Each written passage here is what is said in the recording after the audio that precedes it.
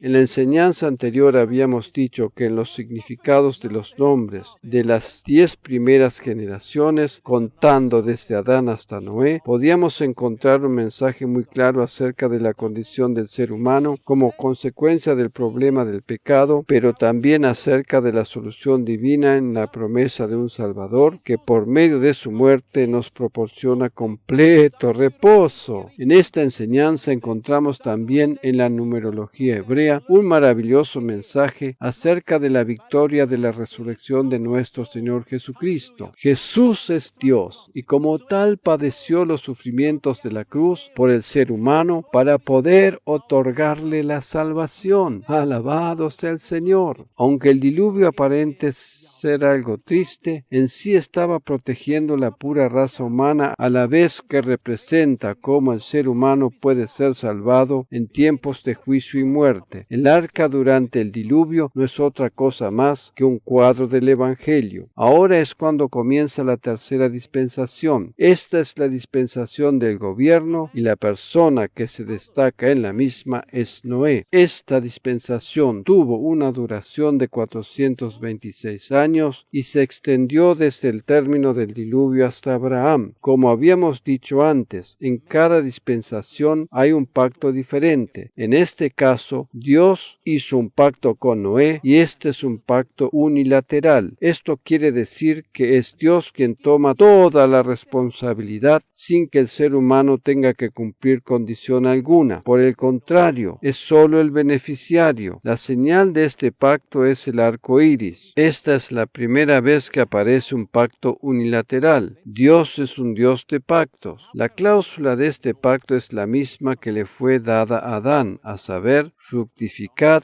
y multiplicaos y llenad la tierra. Dicho de otra manera, la tierra debía ser poblada otra vez. Como parte de esta cláusula, el ser humano debía mantenerse independiente. Acerca de esto voy a referirme más ampliamente en unos minutos. En esta dispensación, el Evangelio está representado en el arca. El fracaso de esta dispensación está representado en las religiones falsas, el culto a los ídolos y el imperialismo. El imperialismo tiene que ver con Nimrod, quien llegó a ser el primer gobernante tirano y autoritario en la tierra. El juicio divino sobre esta dispensación fue la confusión de las lenguas. El holocausto, en representación del holocausto de Cristo, es el que ofreció Noé al salir del arca. La Biblia nos dice que luego que las aguas descendieron completamente y la tierra estaba seca, Dios le ordenó a Noé que saliera del arca, y él edificó allí un altar a Dios y ofreció holocausto en el altar. En Génesis 8, versículos 20 y 21 leemos: y edificó Noé un altar al Señor, y tomó de todo animal limpio y de toda ave limpia, y ofreció holocausto en el altar. Este holocausto representa el sacrificio de Cristo, y percibió el Señor olor grato. La muerte de Jesús en la cruz fue un olor grato para Dios. Nosotros, los creyentes, estamos en Cristo y por lo tanto somos un olor agradable para Dios. El apóstol Pablo, en diferentes pasajes del Nuevo Testamento, se refiere a este olor grato para Dios que es Cristo y que somos nosotros también porque estamos en Él. Y dijo Dios en su corazón: no volveré más a maldecir la tierra por causa del hombre, porque el intento del corazón del hombre es malo desde su juventud. Dios se refiere aquí a la dispensación anterior, la de la conciencia. Ni volveré más a destruir todo ser viviente como he hecho. Ahora comenzó un tiempo nuevo. Aquí comenzó la dispensación del gobierno. Habíamos dicho que la persona destacada en este periodo de tiempo es Noé, y el pacto que Dios estableció para esta dispensación lo encontramos detallado en el capítulo 9 de Génesis. En los versículos 6 al 9 leemos acerca de sus cláusulas y condiciones. El que derramare sangre de hombre, por el hombre su sangre será derramada, porque imagen de Dios es hecho el hombre. Dicho de otra manera, en esta dispensación Dios le otorga al ser humano el derecho de gobernar sobre otros seres humanos. Por esa razón, esta dispensación se denomina la dispensación del gobierno. El ser humano tiene el derecho de establecer un gobierno en el cual la maldad es castigada con maldad. Como leímos aquí, el que derramare sangre de hombre, por el hombre su sangre será derramada. Eso quiere decir que si alguien derramaba sangre de hombre, el gobierno tenía derecho de ejecutarlo con pena de muerte. Soy consciente que ese es un tema muy delicado, pero ahora sabemos de dónde proviene. Dios mismo le otorgó ese derecho al ser humano. En esta dispensación del gobierno o de la autoridad, como también se la suele denominar, el ser humano tiene la facultad o el derecho sobre la vida y la muerte, al mismo tiempo que puede reinar o gobernar sobre otros seres humanos. Permítanme ahora hacer una pequeña acotación en relación a este tema. Para esto debo aclarar primero que no es mi deseo provocar conflictos o problemas ni hacer enfurecer a nadie con lo que voy a decir. Sin embargo, esa es la verdad y permanece siendo la verdad. Seguramente que todos vosotros recordaréis el ataque terrorista que tuvo lugar en la ciudad francesa de Niza el 14 de julio de 2016, cuando un residente tunecino en Francia condujo deliberadamente un camión de carga de 19 toneladas hacia una multitud que estaba celebrando el Día Nacional de Francia en el Paseo de los Ingleses, matando a 85 personas e hiriendo a otras 303. Este sujeto también disparó contra la policía y civiles con un arma de fuego, hasta que finalmente el ataque terminó cuando fue abatido por la policía. Este terrible suceso fue noticia en todos los medios, no solo de Europa, sino también del mundo. Muchos niños y aún madres con pequeños bebés en sus cochecitos, quienes iban caminando tranquilamente por aquel lugar, murieron trágicamente al ser arrollados por el camión. Afortunadamente, aún en medio de semejante tragedia, el camión pudo llegar a ser detenido y un valiente hombre, miembro del cuerpo de la policía francesa, abatió a tiros al terrorista antes de que éste siguiera ocasionando más estragos todavía. Este agente de policía es un creyente en Cristo Jesús. Yo conozco personalmente a su pastor y la iglesia donde él asiste regularmente. Este agente de policía, quien abatió a tiros al terrorista, es un cristiano de verdad, comprometido 100% con el mensaje del Evangelio. Si este agente de policía no hubiese reaccionado de esa manera, el terrorista hubiese seguido destruyendo más vidas humanas. Cuando escuchamos noticias como estas, debemos analizarlas desde la perspectiva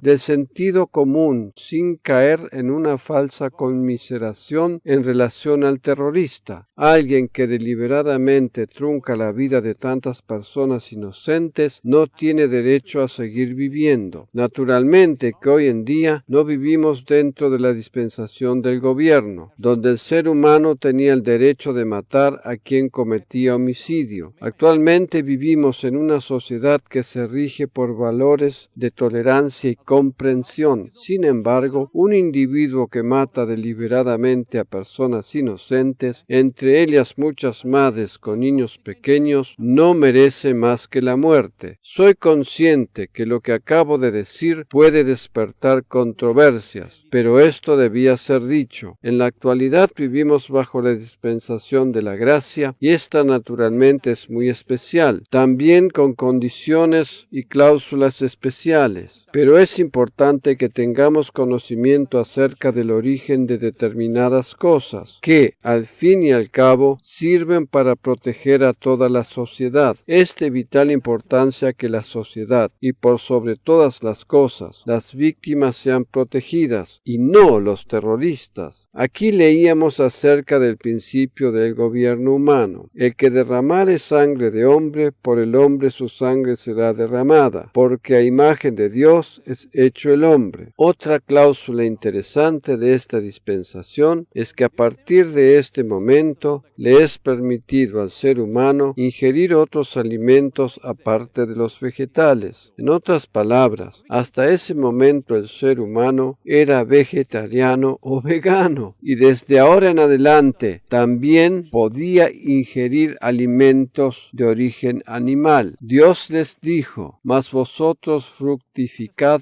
y multiplicaos, procread abundantemente en la tierra y multiplicaos en ella. Con esto Dios les estuvo diciendo que se esparzan a lo largo y ancho de la tierra. El plan de Dios nunca había sido que se establecieran todos amontonados en un solo lugar. La Torre de Babel nunca fue el plan de Dios, sino que Él les dijo que se esparcieran por todo lugar. En otras traducciones se expresa de la siguiente manera: multiplicaos y cubrid la tierra, o dispersaos sobre la tierra. Y habló Dios a Noé y a sus hijos con él, diciendo: He aquí que yo establezco mi pacto con vosotros y con vuestros descendientes después de vosotros. En otras traducciones está escrito: con vuestra simiente. Noé es quien sigue la línea de la simiente desde donde más tarde nacería el Cristo. El diablo intentó volver a destruir la simiente por medio de Nefilim, pero Dios la rescata y utiliza a Noé para seguir esa línea. He aquí que yo establezco mi pacto con vosotros y con vuestra simiente, o descendientes después de vosotros. Aquí tenemos otra vez la promesa de un Salvador, y este es el pacto que Dios estableció con Noé. De allí pues la condición o cláusula de este pacto era que debían llenar la tierra esparciéndose por ella y no quedándose amontonados en un solo lugar. ¿Obedeció el ser humano a este mandato divino? Dios les había dicho que debían llenar la tierra y ponerla bajo una estructura de gobierno para que el ser humano tuviera que rendir cuentas sobre sus hechos. No era cuestión de que anduviera por ahí simplemente porque así nomás matara a alguien. Vamos a hacernos ahora una pregunta. ¿Fue castigado Caín por lo que hizo? ¿Había en aquel entonces un gobierno que hubiese castigado el homicidio que cometió? No, no lo había. Naturalmente, que aunque no había gobierno, Dios impartió determinadas consecuencias, pero no hubo consecuencias humanas. Por otra parte, ¿quién habría de castigarlo? ¿Sus propios padres? Los únicos que hubiesen podido establecer un juicio con el consiguiente castigo hubiesen sido sus propios padres.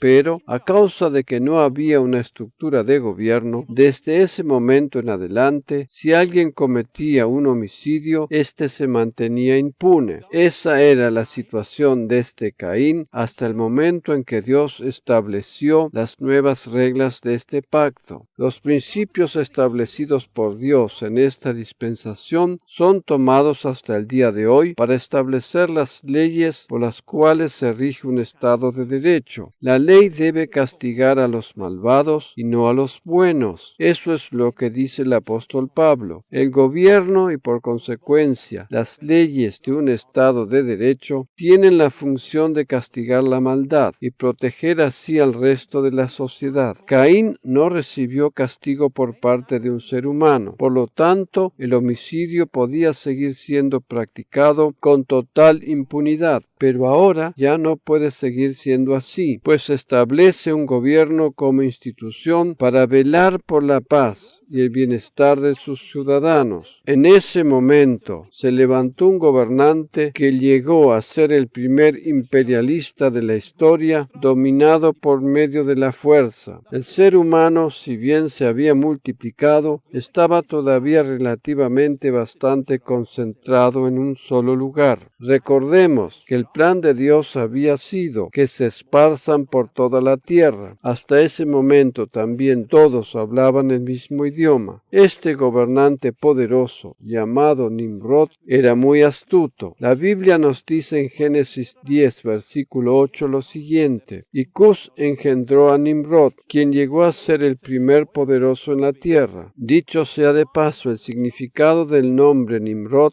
es rebelde, sublevado o insubordinado. Él llegó a ser el primer poderoso de la tierra, el primer imperialista, quien dominaba por medio de la fuerza. Nimrod, como primer poderoso en la tierra, atraía a todos hacia sí mismo, prometiendo unidad política, religiosa y social para constituirse así en un poder imposible de vencer. Por medio de estas promesas reunió a todos en un lugar y edificó una ciudad o una torre. Aquí hay dos términos muy significativos. Por un lado, la palabra ciudad, que representa el poder político, y por el otro lado, la palabra torre, que representa el poder religioso. Nimrod es el primer gobernante imperialista que intentó poner a todos los reinos bajo su dominio y establecer así un gobierno central, unificando la sociedad con la política y la religión. Este no había sido el plan divino. El imperialismo es hoy tan actual como en aquel entonces. El plan de Dios, sin embargo, era establecer las diferentes naciones. Dios desea nacionalidades y también fronteras. Él dijo que se esparcieran por sobre toda la faz de la tierra para que se formaran diferentes pueblos. Esta era la condición. ¿Cuál fue el fracaso de esta dispensación? Todos los seres humanos se habían juntado bajo el gobierno de Nimrod, constituyéndose así un poder de enormes proporciones. ¿Cuál fue el resultado? Aquí comenzó Babilonia, la cual tiene su fin o su castigo en el libro de Apocalipsis. Babilonia es sinónimo de imperialismo, de poderío, de unidad política y económica. Dios deseaba que la gente se agrupara en diferentes naciones para obrar a través de ellas. Naturalmente que un día habrá de llegar la tan ansiada unidad,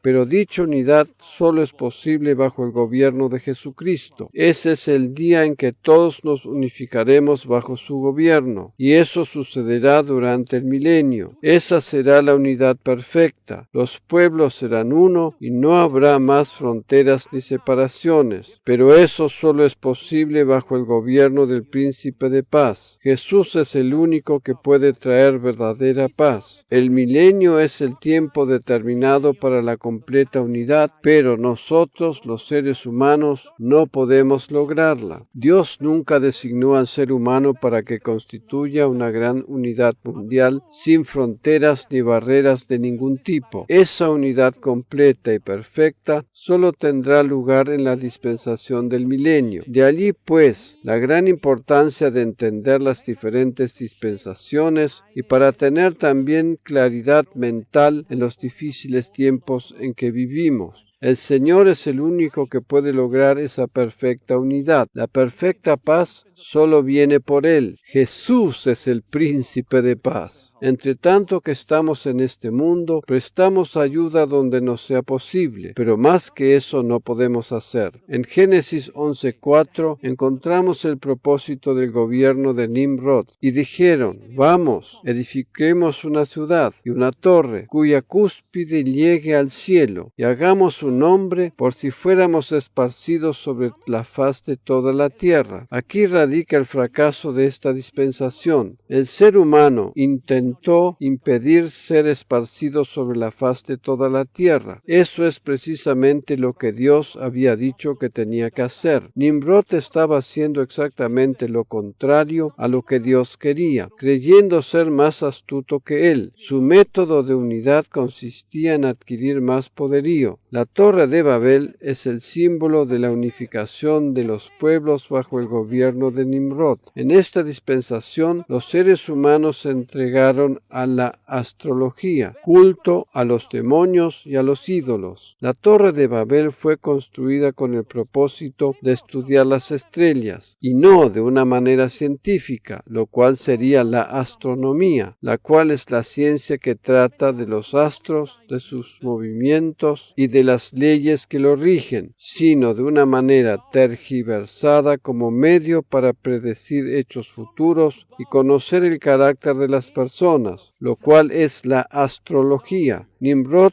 deseaba construir una ciudad y una torre cuya cúspide llegara al cielo para estudiar la zona o faja celeste por cuyo centro pasa la eclíptica y que comprende los 12 signos o constelaciones que recorre el Sol en su curso anual. Dichos signos fueron puestos por Dios mismo en el cielo para relatar la historia del Evangelio. Cuando Dios le dijo a Abraham que levantara sus ojos al cielo y contemplara las estrellas, deseaba mostrarle precisamente el Evangelio en ellas. Dios le dijo a Abraham: mira ahora los cielos y cuenta las estrellas. La palabra cuenta en el original hebreo es también sinónimo de relatar o declarar. Las estrellas del firmamento relatan la historia del Evangelio. Los 12 signos que aparecen en el cielo, desde Virgo hasta Leo, no fueron puestos allí por Dios para que el ser humano inventara la astrología, sino para declarar el Evangelio. La astrología, la interpretación tergiversada del ser humano, lo convirtió en una falsa religión, pues eso es nada más ni nada menos que culto a los ídolos. En mi próxima enseñanza voy a referirme en extenso a este tema. Allí vamos a ver cómo Abraham fue liberado de todo esto para poder distinguir claramente el Evangelio en el cielo. La intención de Nimrod